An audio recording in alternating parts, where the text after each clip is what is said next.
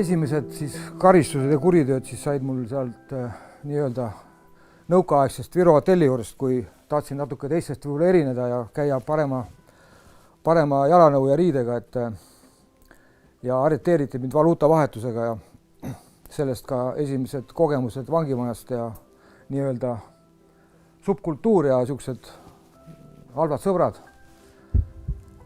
Aga mis küll ei teinud liiga ja vastupidi hakkas võib-olla meeldima ja sealt ka siis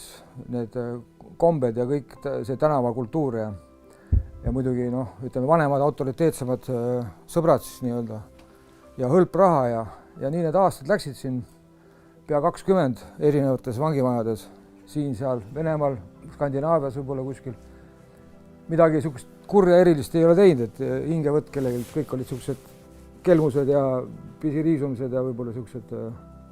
machinatsioonid, spekulatsioonid. Ja aga sõltuvusega ja eks see elu, niisugune valed eluhoiakud, eks oli ka teatud sõltuvus ja see hõlp raha ja võib-olla see oligi minu suurem sõltuvus, kuigi ka alkohol, nagu, mis sa salata meeldis, ja tihti ka sealt niisugused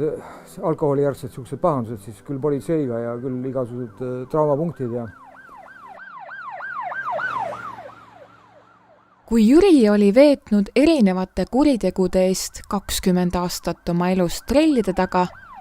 sai ta aru, et sellisel elul pole mõtet. Saavutanud ma ei olnud tegelikult mitte midagi, peale selle, et mul oli üks tore tütar,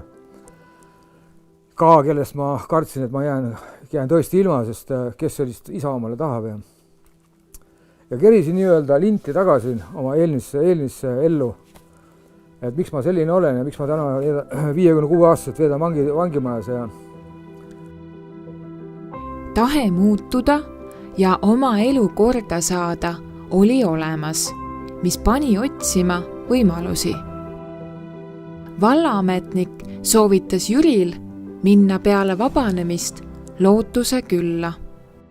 Vangikaaslased eriti ei näinud heas valguses seda kohta ja olingi segaduses, kuigi tahtsin oma elu muuta ja alustada uuesti valget lehelt. Ja siis ühel päeval, ühel ööl õigemini, kui ma enam magada ei saanud, ma olin oma mõtetega nii puntrust, et ma mõtlesin, ma panen käe endale külge ja lihtsalt teen omale enesetapu, et ma ei suuda niimoodi elada.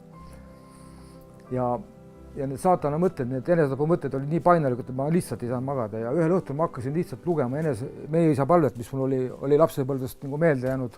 Vanaema oli mul kristlane ja need aitasid mind ja tänu sellele ma hakkasin edasi palveid lugema ja sain sellest suurt abi ja tundsin, et see vägi on nii võimas, mis mind rahustas ja siis ma hakkasin nõudma juba kaplani järele, tähendab siis et saaks kaplani vastuvõtule ja ta rääkis mulle sellest Lootuse külast nii palju, kui tema teadis, et ära otsi vangimajast neid nõuandjad, sest seal ei ole ühtegi inimest, kes teaks objektiivselt selle koha tausta. Et kõik, kes on selle koha läbi teinud, üldjuhul keegi enam sinna vangimaja pole tagasi saanud, et nii siis ära otsisid nõuandjad ja see tõi mulle suure kergenduse, et üks rahu tuli südamesse ja siis ma hakkasin tegelema sellega, et saada siia ankeeti täita ja Jumala tänu ma sain positiivse vastuse ehk siis nõusolek, et nad võtavad mind vastu ja samal päeval, kui vabanesin, siis võtsingi oma 7 asja ja istusin bussi peale ja rongi peale ja Jüri usub tänaseni, et vanglas tehtud otsus oli ainuõige, mis peatab selle vale ratta, mille peale ta lasi ennast tõmmata.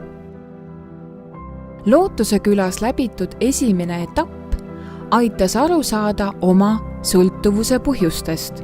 ja õpetas elama väärtuslikku elu, millest ei puudu ka usk Jumalasse. Usk mul oli, aga selline usu järgmine või nende 10 käsu järgimine, siis nüüd tänaseks ma saan aru, et see oligi see, mis mul oli puudus elus, et käia õiget teed, võtta vastu see, mis siit antakse, kus on sõbrad, kus on soe, toredad inimesed ja ma ei tea, kui palju ma oskan siia veel juurde lisada, aga minu jaoks on alati olnud see koht ülivõrdes, et algul olid küll väga rasked võib-olla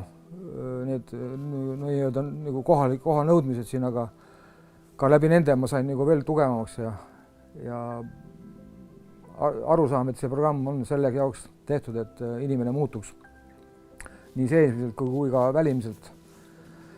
Ja tulevikuplaanid on võib-olla väga lihtsalt sellised primitiivsed, aga teha tööd ja näha vaeva ja tulevikus, kuna ma teen ka teatud määral käsitööd, siis luua oma käsitööartell.